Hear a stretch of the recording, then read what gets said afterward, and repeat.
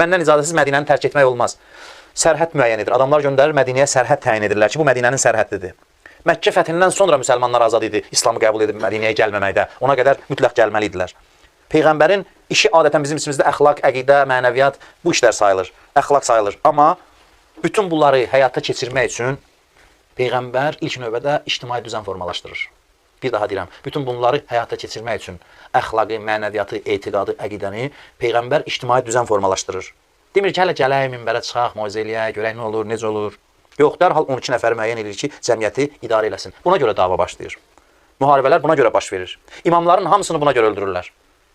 Bu olmasaydı inanın onların heç kəsin işi yox idi. Buna görə öldürürlər. Münafiq ordusu buna görə yaranır. Münafiq nə zaman dinə gəlir? O zaman ki, dindən qüdrət əldə etmək olur. Hakimiyyət məsələsi var.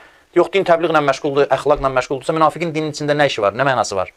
Münafiqin ora gəlmə məqsədi, İslamın daxilində bir dəstə kimi formalaşmağın münafiqlərin səbəbi dinin qüdrət mənbəyi olması idi. Dinin bu tərəfləri idi, ictimai tərəfləri idi. Din bir sıra əxlaqi göstərişlər toplusu olsaydı, din daxilində münafiq olmazdı. Heç zaman olmazdı. İslamın əxlaqi göstərişlərinin, belə deyək də, İslamın bütün təqdim etdiyi əxlaqi göstərişlər, mənəviyyat hamısı ictimai səhnədə formalaşır. Bax, bu çox aparıcı bir məsələdir, önəmli bir mövzudur. İslamın bütün əxlaq konsepsiyası ictimai səhnədə formalaşa bilər. Əxlaq və mənəviyyat bu düzənin yaratdığı ictimai münasibətlərdə imtahan olunur. İnsan ancaq burada öz kimliyini ortaya qoya bilir. Bu ictimai siyasi proseslərin içində insanın əxlaqı, mənəviyyatı, imanı ortaya çıxır və bu əsl mənəviyyat göstəricisi budur. İrfan yolu ciddi ictimai proseslərdən keçir. Yoxsa deyir ki, indi bu gecə məbəs gecəsidir də, təbrik edirəm sizi, sabah böyük bir bayramdır, bayramınız mübarək olsun. Elə bax, bu günün söhbətidir.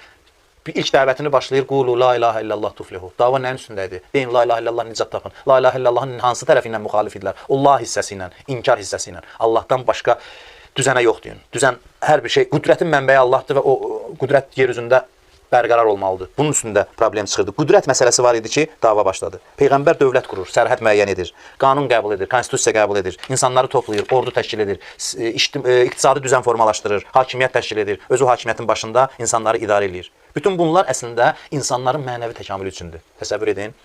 Mənəvi təkamül sadə məsələ deyil. İnsan adlı varlığın mənəvi təkamülünə zəmin yaratmaq üçün bu düzən formalaşmalıdır. Bu önəmli mesajıdır Peyğəmbər həyatının. İnsan təkamülü o qədər mürəkkəb və çox şaxəli bir prosesdir ki, insanı o təkamülünü hər tərəfli təmin etmək üçün bir ictimai düzən formalaşmalıdır ki, o düzən vasitəsilə insan lazım olan kəmala çata bilsin. Yəni, proses çox mürəkkəb prosesdir. Sadəcə bir sıra əxlaqi göstərişlərlə insan kəmala çata bilmir. O, insan ən ali varlıqdır. Onun kəmalı ən uca zirvədir və o uca zirvəyə çatmaq üçün bu böyüklükdə bir mexanizm işləməlidir. Böyüklükdə bir düzən formalaşmalıdır. Yəni, bütün bu Peyğəmbərin təşkil etdiyi düzən insanların mənəvi baxımdan kəmala çatması üçündür.